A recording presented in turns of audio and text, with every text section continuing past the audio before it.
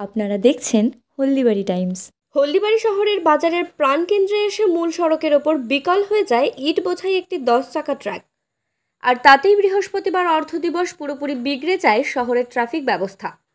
কর্মদিবসের দিন অফিস টাইমে মূল সড়কের একাংশ অবরুদ্ধ হয়ে যাওয়ায় বিপাকে পড়তে হয় পথ চলতি মানুষসহ সমস্ত রকম যানবাহন চালকদের।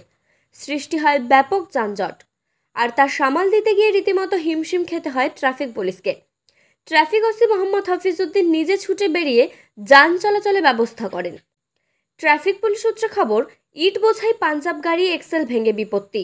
বৃহস্পতিবার ভোর 5টা নাগাদ ঘটনাটি ঘটে হলদিবাড়ি শহরের প্রাণকেন্দ্রে অবস্থিত ট্রাফিক মোড় এলাকায়।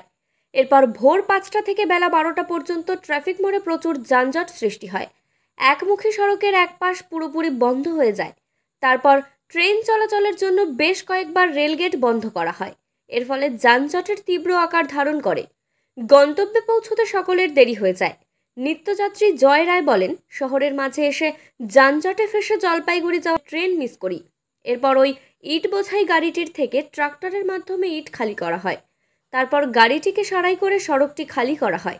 হলদিবাড়ি থানার ট্রাফিক ওসি মোহাম্মদ হাফিজউদ্দিন বলেন, বারবার রেলগেট বন্ধ হওয়ার ফলে যানজট সমস্যা তীব্র হয়েছিল। এক পাশের সংকীর্ণ রাস্তা দিয়ে উভয়মুখী গাড়ি চলাচল করতে গিয়ে ভীষণ সমস্যা হচ্ছিল।